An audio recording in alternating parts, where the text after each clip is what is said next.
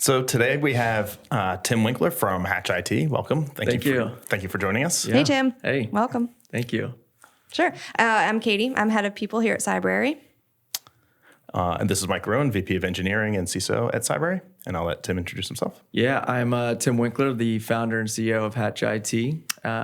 We are a boutique technology recruitment consulting firm with kind of a community-driven focus, specializing in helping scale out early stage and high-growth product startup companies throughout DC, Maryland, and Virginia. Yeah, cool. Yeah. So today we wanted to talk about sort of the trends we're seeing in the area, especially DC, in software engineering and tech. Maybe that's a great place to start. What are you sort of seeing? Yeah, sure. So, growing up in this region, I think the reason I kind of curated Hatch IT as a specialized firm was because growing up in DC, this is a government services-based hub.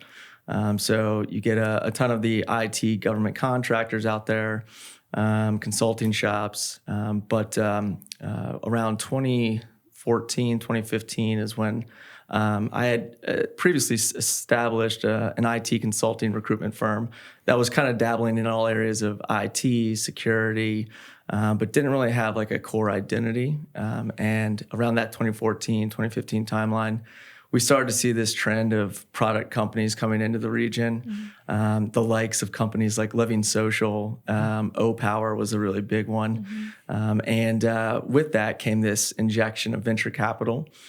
We saw a trend happening where it wasn't all government services, but there was this new startup vibe that was kind of creeping in. And we were excited about that. We wanted to be a part of that. But we knew that from a recruiting perspective, that was a very different culture to adapt to versus, hiring for an essay contract that got dropped that needs 300 billets filled. This is more of a curated boutique small team that's going to be working on a product. So when it comes to developing, maybe shipping code quicker, thinking about an end user, or from a B2C perspective or a B2B app, that is a very different environment just from a development standpoint. And so across the board in this area specifically, there was a lot of recruiting firms that just claimed to be jacks of all trades, and you need an IT person, sure, you got Java, JavaScript, we'll find it for you, but there was a disconnect in a couple of ways. One, where it came to adapting to a startup's budget, right? On how they identify talent, the transactional piece of recruiting where it's high dollar contingency fees and here's your candidate, here's your paycheck, and see you later.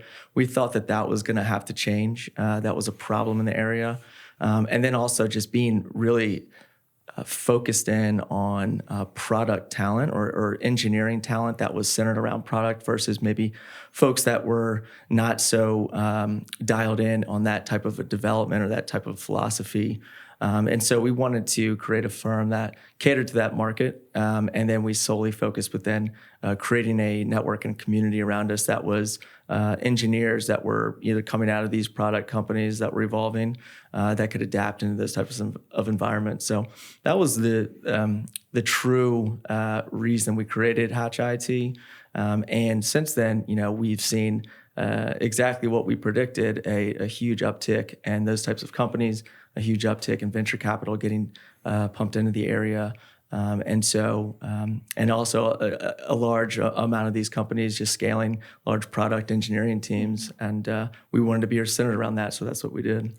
That's very cool. Yeah. And I can definitely relate to the, I've been working in the area since 96. Originally it was a professional services company. We were a product team within it, but a lot of my career was at professional services or government services, and the development, the mindset, the technique, everything there's a little bit of a difference. Generally at a product company, engineers have to have more say or be more empowered to make the decisions because and understand what the product that they're building. Whereas with a lot of services, you're doing it for somebody else. They're the ones who are making all the decisions. Sure. And so it's definitely different. And as you've probably seen from your previous startup experiences or with Cybrary today, it's a very different culture stepping into a early stage or even a company that's 100 employees. There's a very different set of standards in terms of your job description might be a little bit different from day to day. We might need you dabbling in something that you didn't completely sign up for, but it takes utility players to in order for a startup to thrive, and making sure that those types of folks are well aware of that. Getting in the door is something that is not so common in an area that's never predominantly been a startup hub. Right. So why do you think there's been such an injection of capital and energy focused on like VC funded companies and just startups in general here, given you're from the area and you've been able to see this so much? Yeah. So, services companies, they've got, a pretty healthy revenue stream already. In fact, what we do see as well is, this area, since there's a lot of companies that start off as services companies, they use that revenue to kind of fuel their product. But for the companies that are just starting off from scratch as a product company, they're a lot of that funding is going to go injected into product research, identifying, hiring up that engineering talent. But for this specific region, I think it's certainly appealing to have companies that do have connections to Intel, government sector, defense, so they can kind of play both fields. So you'll see a lot of companies maybe that come out that are selling products that are catering to a government arena, but also they'll slow roll out like a commercial sector as well. So it might start off 70%, 80% a product that's catered to some government services, and then the other 20, 30% start to roll into commercial. And maybe I see companies that are, trying to build out like an area here to get their foot in the door within that government space where they maybe didn't have that reach. And you see that, I think a lot of times just because of the such a healthy cyber arena here. Cyber tech and health tech are the two of the top that we see in this area. Yeah, I think there's a lot of industry art here. I think the cybersecurity definitely stems from the government and that presence. And then I also think that some of the universities, there's a lot of universities in the area that are very top quality engineering. University of Maryland, College Park, my alma mater. Yeah. So I think yeah, exactly. So I think that plays a large part in it as well. I mean, you have Johns Hopkins, you have all these different For sure. programs and I think that also, if you look at where there's other hubs, Boston, big college town. For sure. Was that well, it's funny you mentioned that because we just, so we've been based in this area for 7 years now, supporting just a hyper local presence within DC, Maryland, and Virginia. So we always say DMV. We spell it out because if you're not from the DMV, you think that you're talking about going to get your license renewed. Right. But we're expanding into the Raleigh region. We just hired our first salesperson out of Chapel Hill. He got his MBA program there, and we selected that curated because of its healthy talent pool, which stems out of UNC, Duke, and NC State. And so I agree with you that it's a great university presence here. And from that, you'll always see a nice talent pool kind of get curated from that. Yep, definitely. Yeah. So I think a lot of the stuff that you were talking about in terms of hiring had a lot more to do with the intangible stuff than, say, the specific tech skills. When you're talking to candidates, is that something you're assessing? What are you sort of looking for? Yeah. So one of the things that we'll look for, well, one of the big things in this area as well is going to be diversity. Is something that we specifically get requests to identify more of a diverse pool. DC actually is one of those areas that flourishes when it comes to diversity. Women in tech, it's a very dialed in area here.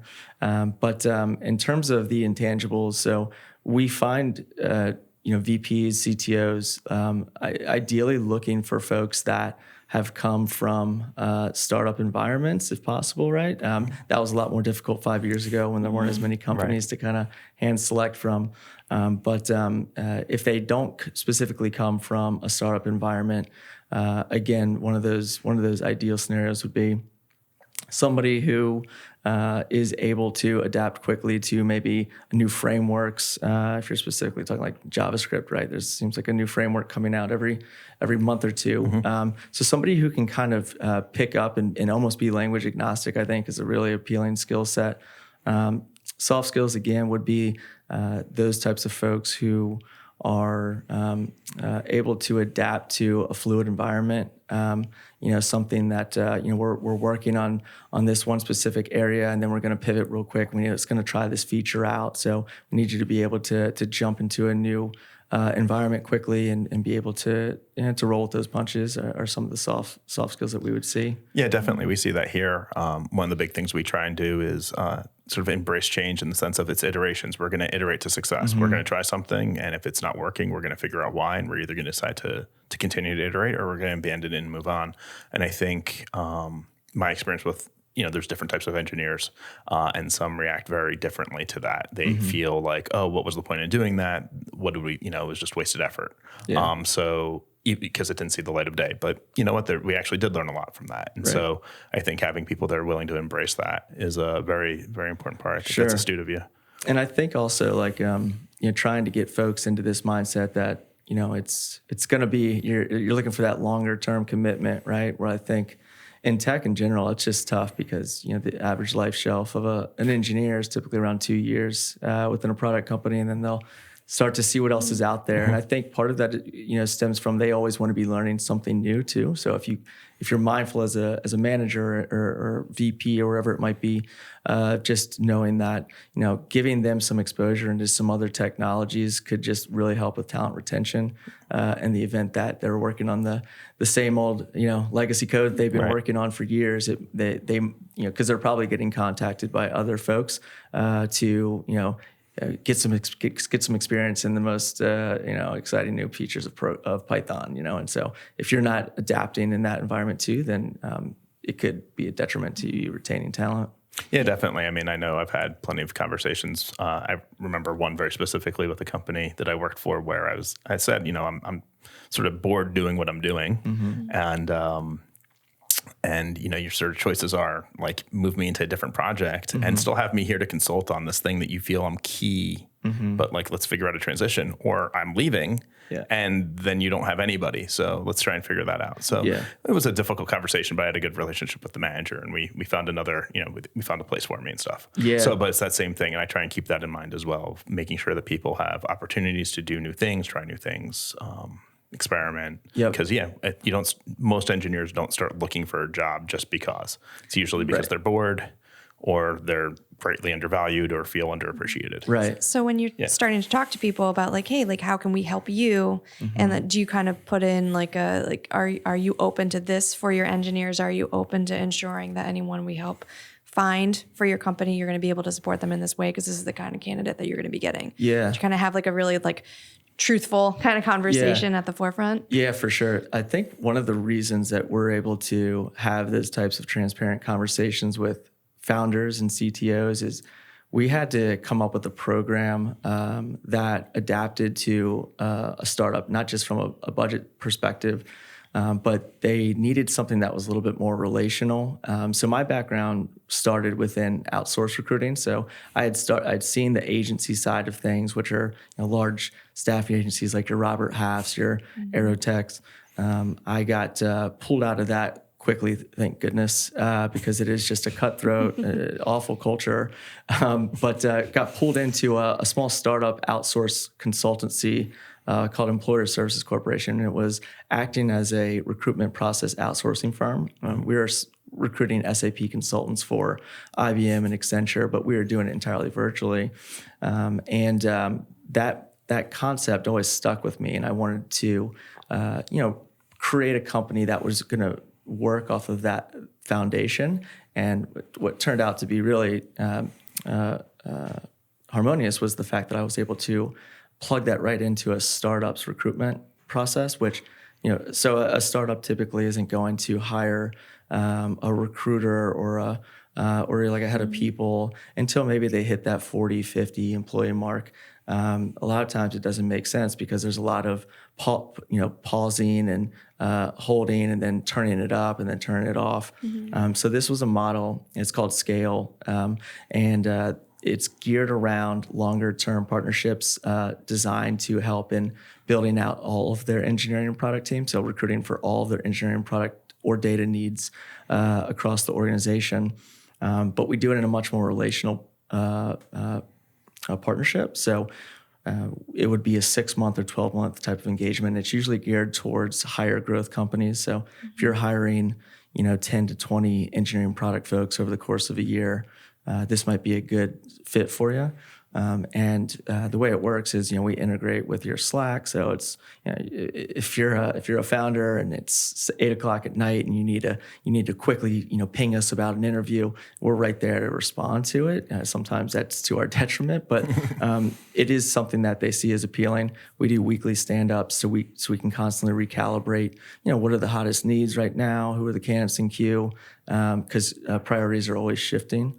And so when it comes to being able to have that transparency and that comfort with a founder, we're able to give them a little bit more from a consultative standpoint about, a good example of this is a company that's out in Sterling, Virginia. They're building their product with Scala. And Scala is not a programming language that's very fruitful in this region. And so part of what we do is give them a talent market analysis. So we'll go through our own, intellectual tools and our database and kind of let them know, okay, here's what we've come up with from engineers in the area that are working within Scala. Pretty slim pickings. Now, a way that you can maximize your reach is, first off, the DMV is so distributed, right? So I live in Leesburg, so I drove an hour to get here, and to think that if I was an engineer to come to Cybrary 5 days a week, probably not going to happen. And explicitly is because I came non-traffic hours on purpose. You add traffic to the mix, and it turns into an hour and 45 minutes. And so one of the things that we do is let them know, hey, look, if you can have some flexibility on telecommuting for maybe a day or two, you'll extend your reach into areas of Maryland, DC, and attract these other pools of talent that maybe they don't know about because they're not constantly probing the market for where these engineers exist. What we ended up eventually doing was a market analysis for a satellite office for them, and compared areas like Nashville, Pittsburgh, Atlanta, Baltimore, and Raleigh. And we ended up settling on Raleigh and started to build out a satellite office for them because it had a much more fruitful Scala talent pool. Yeah, I don't think there's a big talent pool for Scala in Baltimore, having worked up there. Not quite. So what other types of things do you talk to about, to specifically the hiring manager or the founders that you're sort of working with? What else do you sort of advise and help them? So I think compensation is something that always needs to be looked at in the engineering space. It's kind of crazy how quickly in the last 3 years, salary ranges have spiked maybe $20,000, $30,000, for an average compensation. It's not a surprise just because of this supply and demand equation that equals, what are you willing to pay? You've got companies like Capital One in this area that are the giant when it comes to hiring engineers. And also when it comes to inflating salaries, they've been able to, recruit a ton of great talent just because they can afford it. And when you think about a startup's budget, it's really, you want folks that aren't in it for just the dollars and cents. You want folks that are passionate about what you're building, or maybe you're working with some really innovative technology, but you have to come to the forefront with some selling points on that front. Equity, is always something that seems to be a foreign concept sometimes still in this area. If you're building out at those early stages, being able to accommodate some creative areas to supplement where you might not be able to from a pure base salary standpoint. Another big one is telecommuting. So, every engineer that we speak to, we usually ask them what are the top 3 things that are important to you. And usually it's going to be working with really neat technology, something progressive, not .NET or something old school here, but you might also you would also hear, a work-life balance is becoming more and more sought after. So that's where that telecommuting can become a really appealing selling point. And then compensation is going to be a number top 3 for these folks. So knowing those things, being able to come to the table with some ideas to either shift in one or the other. In my personal opinion, the telecommuting's going to be the one that is probably easiest to turn on, but you do need to be able to manage that from a VP's perspective. If you've never managed remote teams or understand how to roll out tools to facilitate that, it's not going to end well. Right. Yeah, and then there's a lot of, I'm sorry. No, we've been in this, we actually have this discussion quite a bit. And, if we do talk about expanding remotely in a larger way, are they going to get the professional development support they need? Right. Are they going to get even just, how can we make sure that they feel included into the team? Because so much of what people sign up for too is the culture. Yeah. And so how do we kind of like export that culture to wherever this person may be sitting or whatever time zone they're sitting in? So, and I think, the balance of a day or two is what the right recipe is, in my opinion. Like if it's 100% remote, it's super difficult. Our business, we work from home 3 days a week, and we come into Tyson's 2 days a week. We chose Tyson's for a reason because it's a pretty central area throughout the DMV. But those 2 days are so valuable for us to just kind of bond. You don't realize there's so many things that you exchange ideas on in person that you never would have if you had to ping you on Slack about. Right. But if it was just like a day or two and maybe you start to slow roll it out, where it becomes an issue are the companies that have never done any telecommuting, and then they decide to turn that on, because what happens is, you'll have, the other employee come up and say, well, I just saw John got a couple of days. I'd like to get a day or two as well. And if you don't have that as a part of like your hiring plan, almost like you're interviewing for folks that can operate autonomously, it might be disruptive for them to then, go work remote. And then next thing you know is, ESPN had some great highlights on, and now, you lost John's attention. Right. I'm trying to think on, with regard to the remote,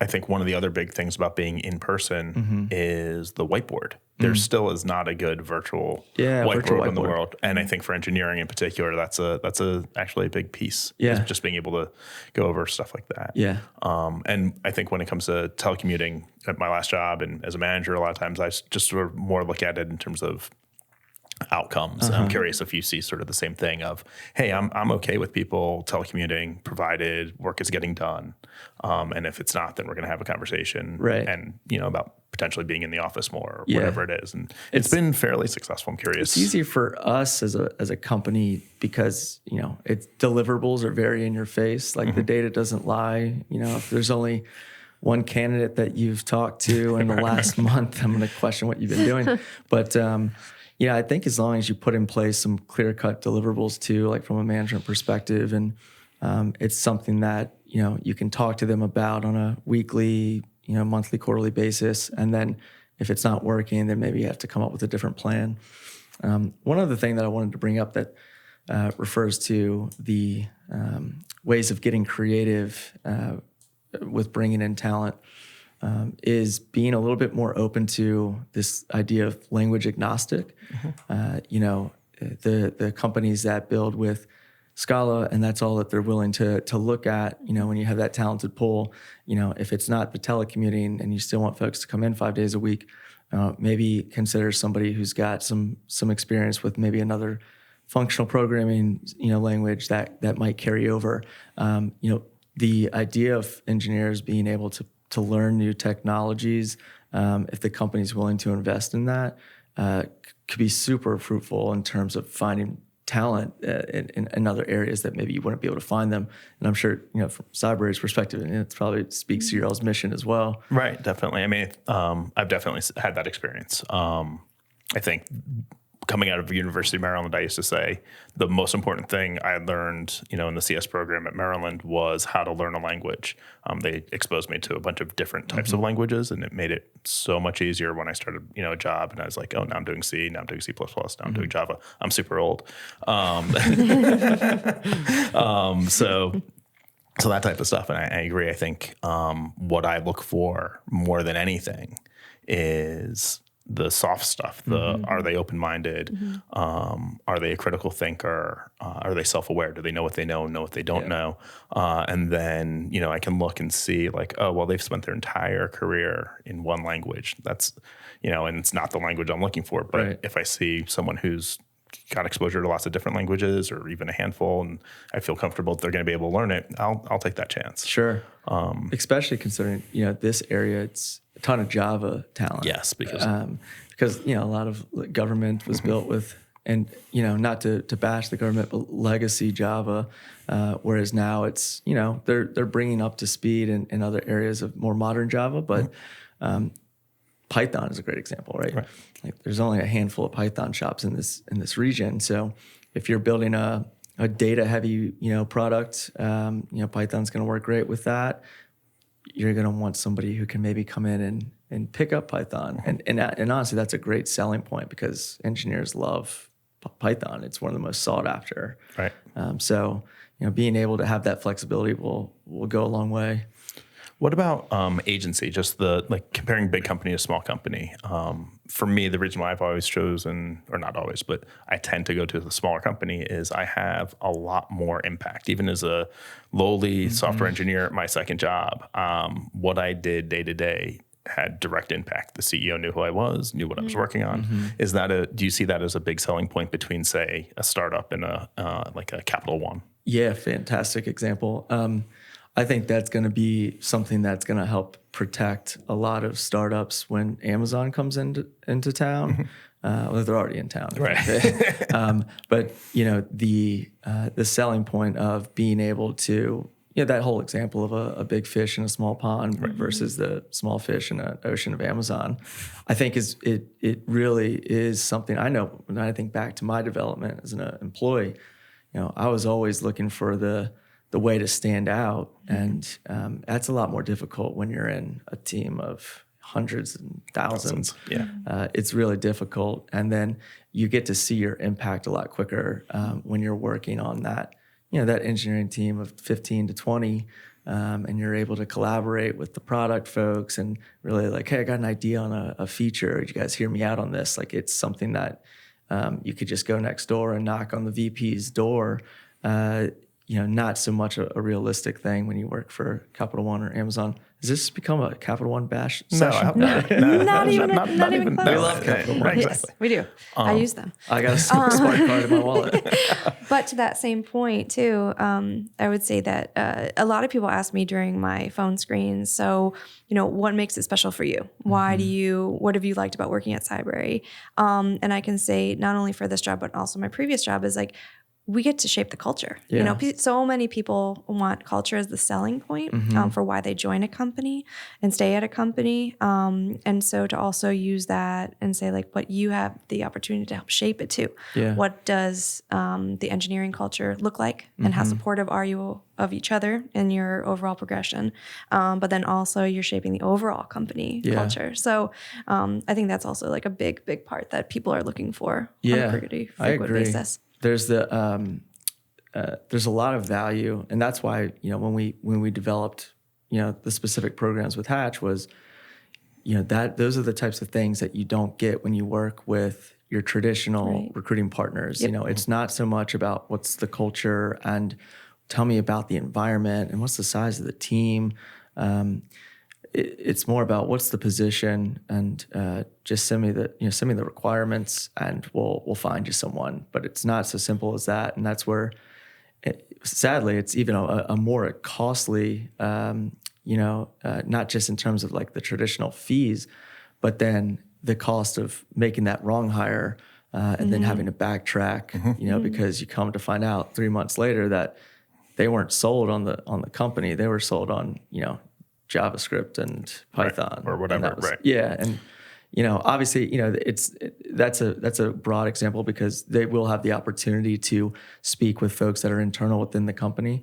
But I think really making sure like that is dialed in from the start is so essential. And, we've seen that time and time again that, for example, we don't really engage with a startup customer until we've had a chance to go and see their office and go out to lunch with them, have multiple conversations with the founders. And we kind of need to buy into it in order to be able to sell it, especially when you talk about translating that to one of the most difficult skill sets to recruit for, which is just engineers, because they've got every opportunity under the sun at this point to pick and choose from. You got to put your sales hat on, and you need to make sure that you know the company, the culture, and as well as you can as a third party. But it was a no-brainer for us that in order for this to be an effective model, it needs to be longer term and it needs to be more relational. And we need to get to know who this company is from the top down. Yep, and I think that's why I've always worked with boutique recruiters. I mean, it also helps that my mom was a recruiter. Right. So I think I'm atypical in terms of my willingness to work with recruiters, both as a candidate and as a hiring manager. Sure. But definitely the very large firms, I've never wanted to work with. I know what they do. They do keyword searching against a database. Yep. They're not going to sell me. They're not going to sell my company. They're not going to be able to get that person excited about the opportunity, about the company. Yep. And so we're going to miss out on the best candidates, and what we're going to get is everybody else who's just looking for a job. Right. Right. So I've definitely seen that. Do you think that plays a part in, like, for you? Do you think that's a huge selling point that you see, like, the startups are more open to working with a smaller company for that reason, and they have a bad taste in their mouth from the larger firms or anything like that? Yeah, it's tough. I was predominantly the salesperson for many years, and it's an uphill battle because you're going up against, thousands of firms that are out there that, pitch to be, experts in the area, and, like the cyber coders of the world. One of the things that's always been to our benefit is being hyper local. And I think knowing the companies in the area has always been something that we pride ourselves on. We know that there's these companies that have built with Ruby, or these companies that have built with Python, and being able to hand select from these organizations and trying to figure out, will they adapt well in this company's environment? It's not so easy to do in this area specifically because there are so many consulting services, businesses that they look like they're a product company, but they're not, and they're consulting, and so having that pulse has always been helpful for us.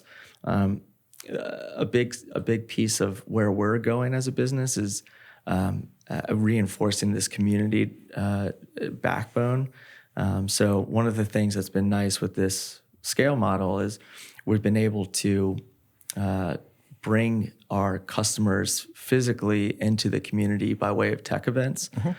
So now we co-organize 5 local tech meetup events, including Python, Scala, Node, Kaggle, data science meetup. And through that, we're able to align the companies that are building with those specific languages and bring in the CTOs or bring in the VPs or the product folks in as keynote speakers for an event, once a month, and then surround them with a community of engineers that they're going to be educating or these engineers can learn from. And that just adds this whole nother layer of, you feel like you know them a little bit better. It's a way for us to kind of make that connection, and that's kind of how we've always tried to sell ourselves. Is we're here to connect startups with engineers, not so much. There is sometimes a negative perception when you hear the word recruiting or staffing. It can kind of be perceived in a negative light. When you bring events into the mix, and you're able to kind of make that event come together, but you did it purposefully and bringing that CTO in because they are doing something really neat with Python and data science. It's a more natural way of recruiting, and so we've been doing that for the last year and a half, and we're excited to kind of keep that as a part of our vision. So have you partnered with some, like you talked about I think, was it Women Who Code earlier? Women Who Code. Yeah. So have you kind of partnered with other orgs like that in the area for some of these types of events? So we've actually done, well, it's not specifically Women Who Code, but the Veneta Project. So they invest in female-founded companies. We've been able to partner up with some of the companies that have come through that arm, which has been really helpful for us to to show that we're also trying to embrace a diverse customer portfolio as well.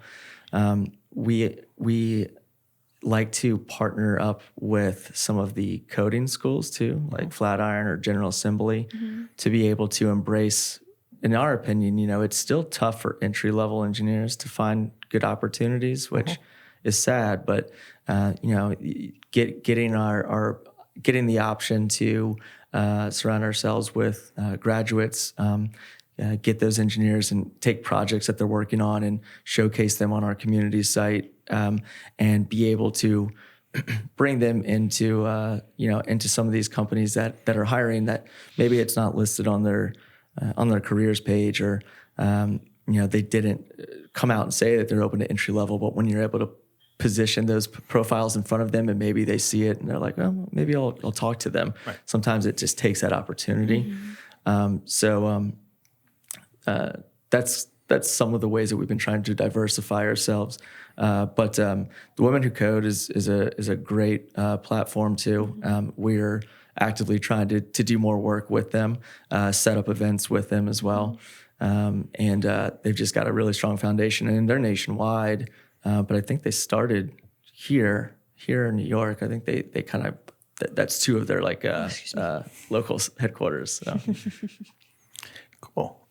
We've talked a lot about sort of the hiring manager of the companies and stuff like that. What, when you're talking to candidates, or what could you say to candidates to help them sort of prepare for the interview process? Yeah. So I'll speak specifically on the engineering front. GitHub becomes more and more a common ask from the hiring managers. Can you send me their GitHub? And we track a lot of activity in GitHub. It's a great resource to really understand what projects these folks are working on, what they're contributing to, how do they work with open source software. Like that's a huge thing. And if they have never touched that, there's a lot of things that go into it, and understanding that they know they can navigate that is an important piece to a hiring process. So GitHub is something that we would say is a big selling point for an entry level that's trying to get their foot in the door, show some of the projects that you've worked on independently, even though it might not be in a real world environment, but at least gives them the foresight that, wow, they actually did some interesting stuff with this code. Yeah, I mean, I can talk to that directly. We have one of the engineers I hired when I first saw his resume. We were looking for a particular type. He was a little more junior than what I was looking for. Saw the GitHub,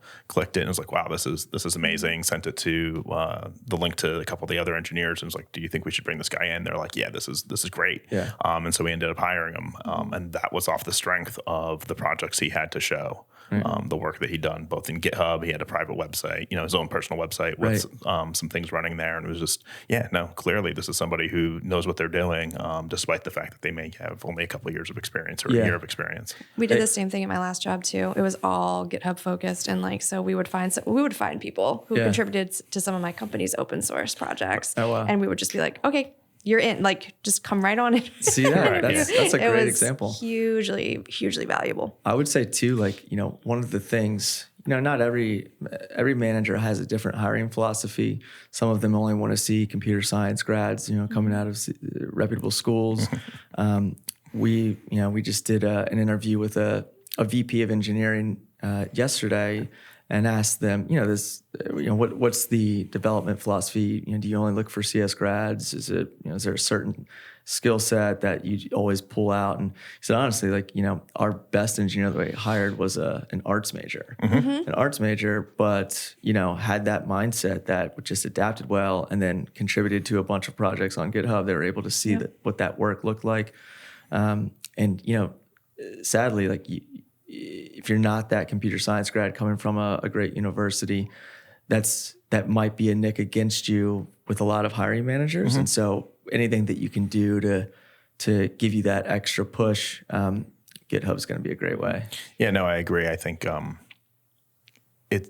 for myself, a CS degree is definitely a nice to have in certain circumstances, but not even in all circumstances. Somebody who's doing front end development, having an arts background is way more valuable, especially with the way the frameworks are today. And it's the coding of the front end, the actual software engineering part of it, the comp side. You don't need to know how algorithms work and how the architecture of a computer is. Like, it's just not necessary. Right. When you start getting maybe more infrastructure or back end developer, then it becomes a little bit more important. So I think it's interesting that you're seeing even at startups that there's still some people that would say they're really only looking for a CS degree. Yeah. Or what about degrees at all? I mean, do you talk to people about like, The coding schools?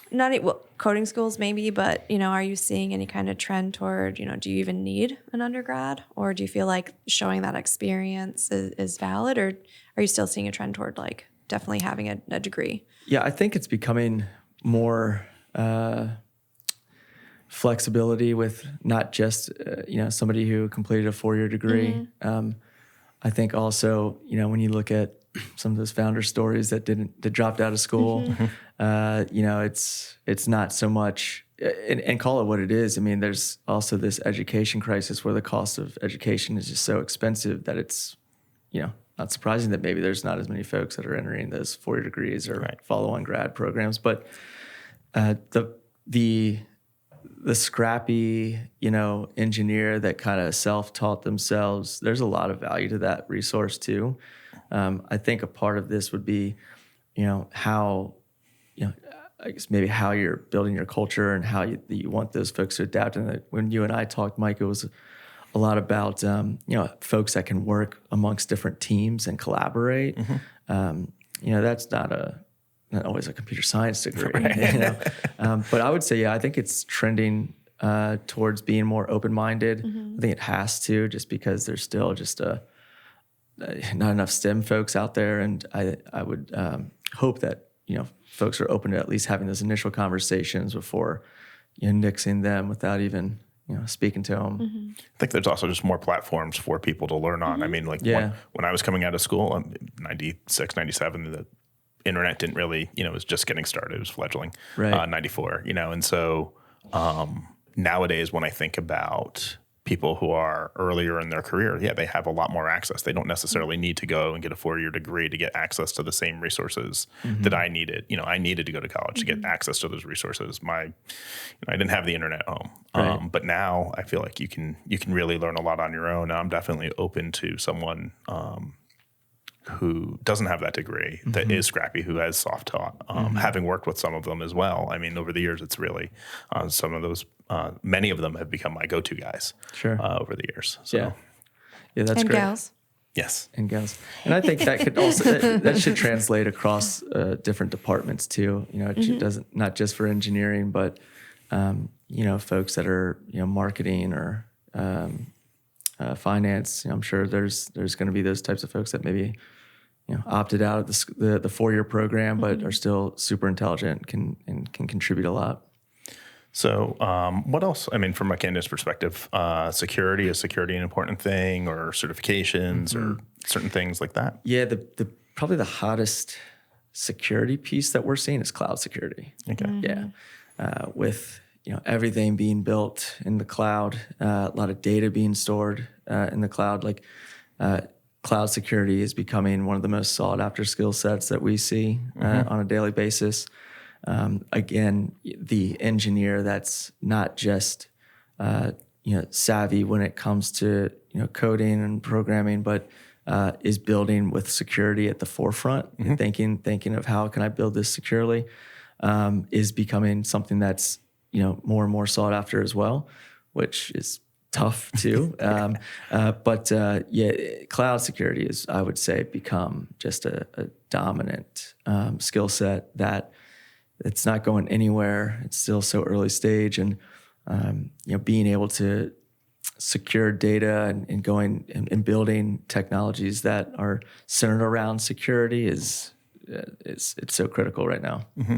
And I think also, again, just the way technology has advanced, AWS, for example, gives the software engineer so much capability to spin up entire infrastructure data centers that would normally have, cost billions of dollars to construct. Right. And so I think software engineers in particular have more access to things that lead to bad outcomes in terms of, like, that's where most of the problems I've seen is that the software engineer maybe isn't as familiar with how to sort of secure that infrastructure. Right. And now you're in a, virtual private environment and they leave something open because they're not really, they're just not trained in that. So I think that's another area that getting, even if you're not planning on doing infrastructure, understanding all of that, because I think you're going to have responsibility for it. Yeah, I completely agree.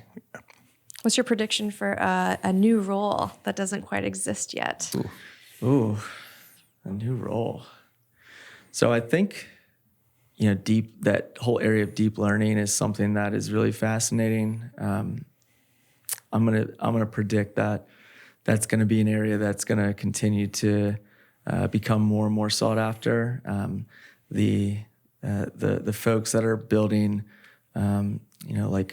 visual and audible technologies that are constantly learning from, whatever it is that you're saying or looking at or doing.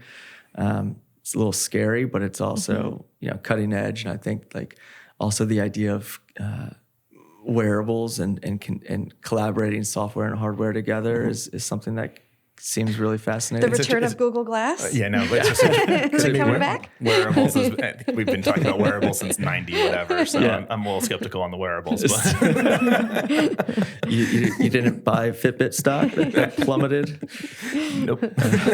Speaking of security. Yeah. Sorry. Thank you very much for joining us. I don't know, did you have anything else you wanted to sort of talk about? Or? Yeah, last thing I would bring up would be we are building a community site right now. Right. I thought that would be cool to plug in here, called the Hatchpad.